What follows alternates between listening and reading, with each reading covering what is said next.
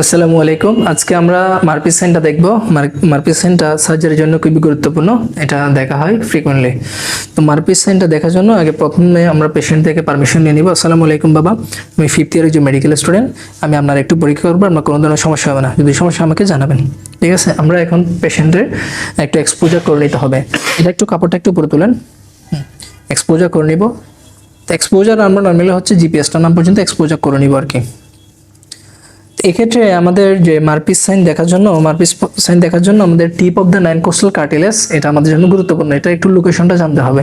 এটা লোকেশনটা কোথায়, এটা নর্মালি বলি আমরা হচ্ছে যে জিপিএসটানাম থেকে আমাদের যে আম্বিলিকাস, জিপিএসটানাম টু আম্বিলিকাস, এদের মিড পয়েন্ট মোটামুটি যেখানে ইন্টারসেক্ট করবে কোস্টাল মার্জিনকে, এভাবে দেখতে পারি আমরা। এটাকে বলা হয় ট্রান্সপাইলোরিক লাইন, যেটা টিপ অফ দ্য 9 কোস্টাল কার্টিলেজকে ইন্টারসেক্ট করে। অথবা আমরা হচ্ছে যে রেক্টাস অ্যাবডোমিনিসের ল্যাটারাল পয়েন্ট, পেশেন্টকে একটু উপরে তুলতে বলবো।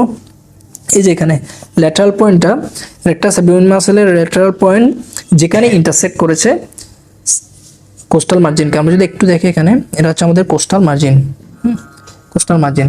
তো এই যে এখানে আমরা যদি একটু দেখি, এই যে এখানে হচ্ছে আমাদের মোটামুটি ইন্টারসেক্ট করেছে।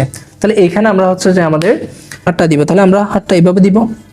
দেওয়ার পরে এখানে একটু কথা আছে, পেশেন্টকে একটু ইনস্ট্রাকশন দিতে হবে। ইনস্ট্রাকশন কি দিব আমরা? তাহলে আমরা দিচ্ছি, দেখেন আমরা হচ্ছে লেফট হ্যান্ডটা দিচ্ছি। এটা একটু মাথায় রাখতে হবে, left hand, not right. Left hand এভাবে দিব।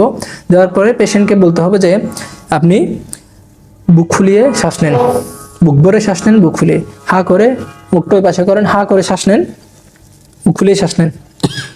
হ্যাঁ।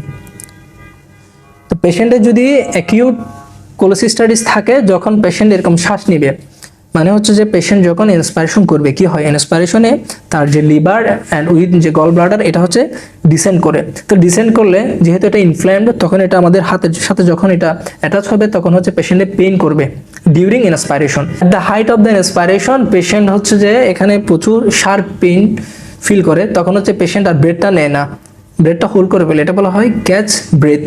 হ্যাঁ, পেশেন্ট ক্যাচ ব্রেথ করে, তখন এটাকে আমরা বলি হচ্ছে মারপিস সাইন পজিটিভ। তো মারপিস সাইন নর্মালি হচ্ছে যে অ্যাকিউট কোলোসিস্টাইটিসে আমরা পজিটিভ পাবো। ইন কেস অফ ক্রনিক কোলোসিস্টাইটিস আমরা জানি এখানে গল ব্লাডারটা ফাইব্রিস্ড হয়ে স্মল হয়ে যায়, সেক্ষেত্রে আমরা মারপিস সাইন পজিটিভ নাও পেতে পারি। তো মারপিস সাইন পজিটিভ এটা খুবই গুরুত্বপূর্ণ। পেশেন্টকে আমরা এরপরে তার হচ্ছে কাপড় চোপড় ঠিক করে দিব, এবং হচ্ছে যে দাগগুলো এগুলো মুছে দিব, কাপড় ঠিক করে দিব এবং ধন্যবাদ দিয়ে দিব। আসসালামু আলাইকুম।